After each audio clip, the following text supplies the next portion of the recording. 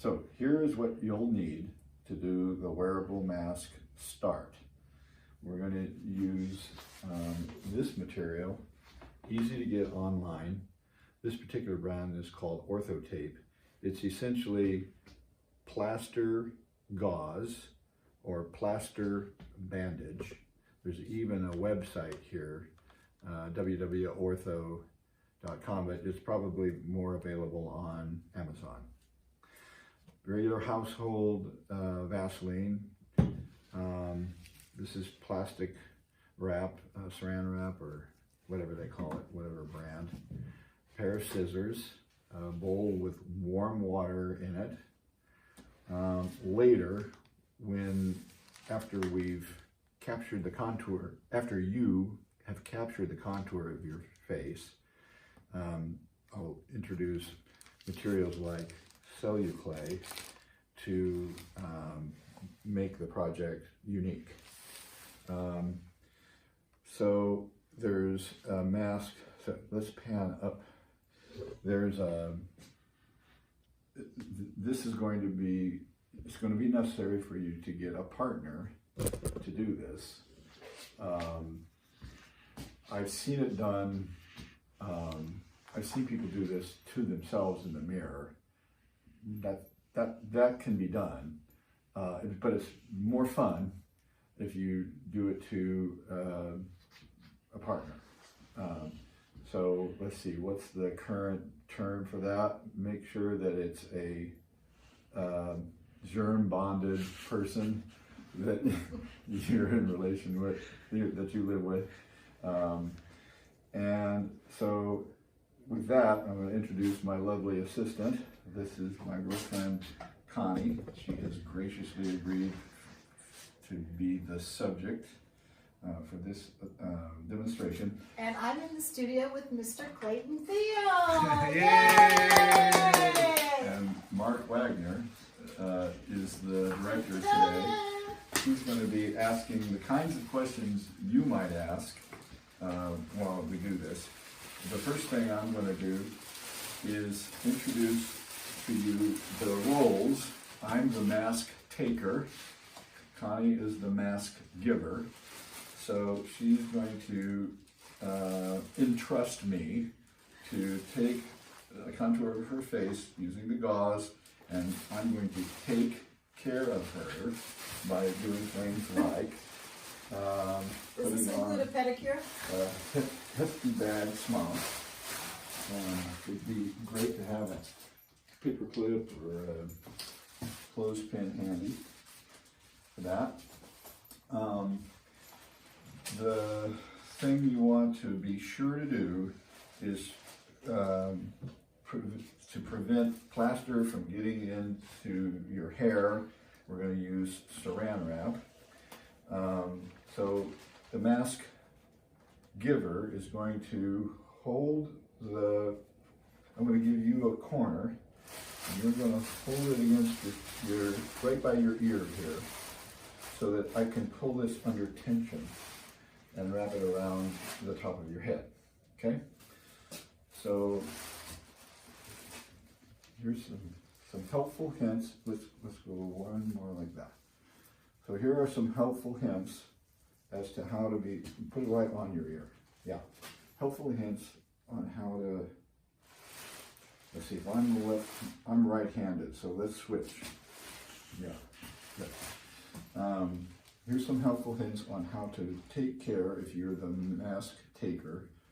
The first thing is to take care of the person's hair so that they don't get plaster in their hair. Then you're not going to worry about the texture of this on the brow.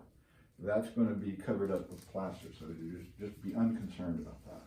So I'm pulling this enough that it's under tension, and I'm going around twice.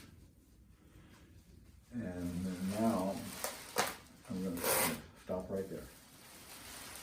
Okay, so you're going to want to have plaster over the top of your subject's hair, because we're going to put plaster all the way up to the crown of their head, all the way up to where you see my fingers. Okay, you can let go of that now. Now, I prefer to have the mask giver apply Vaseline to their face rather than me doing it. Because for one thing, when you're applying the Vaseline, you don't need a lot. You're just going to apply it like you would if you were going to remove your makeup. Okay. And Mr. Thiel, will the mask hurt my face in any way? The answer is nothing. The mask will not remove anything from your face that you need. Okay? And to my knowledge, Vaseline is hypoallergenic. That is to say, you're not going to get, I've never seen anybody have an allergic reaction to Vaseline. I think that's a non-existent possibility. Okay, go for it. Okay, so where do I put it? Well, start with your eyebrows and eyes, and then your face and your nose, above your lips.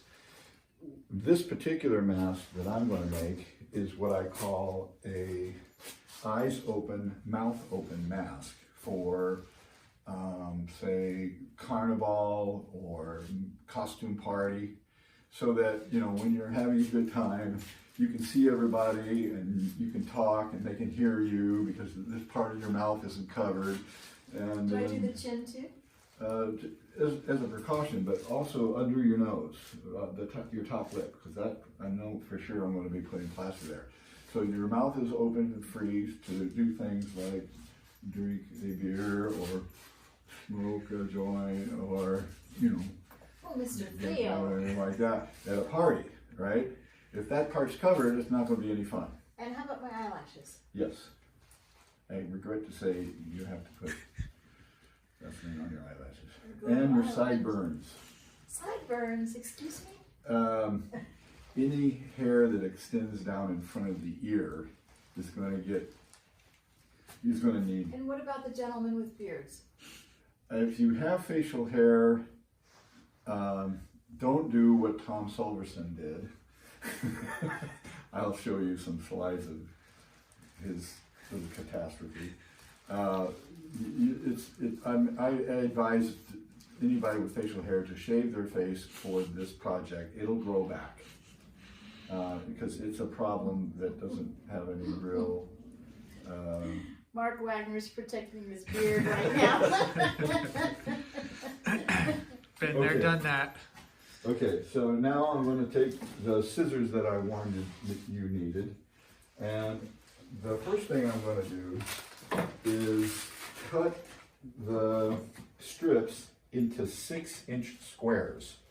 Now, I want to make sure, I want to be emphatic about that because people watch me do this and then they think, ooh, if I cut smaller squares, I'll be able to control this better. That's a mistake that you're not going to make. You're going to cut 6-inch squares like I'm showing you, and then ultimately we're going to have 2 layers of gauze laminated on top of each other.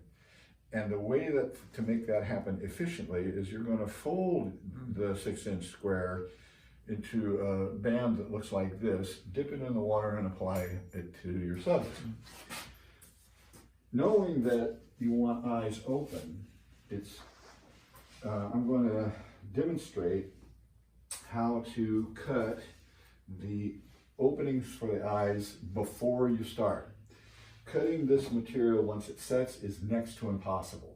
So you definitely want to cut the eyes before you start. So to get the opening for the eyes in the right place, the right size, we're going to fold the 6-inch square. Then we're going to fold it in thirds. So if you can see, I folded, there's an equal amount unfolded as folded, and that makes up a third. And then when I unfold bring it up here to your body. I'm going to fold it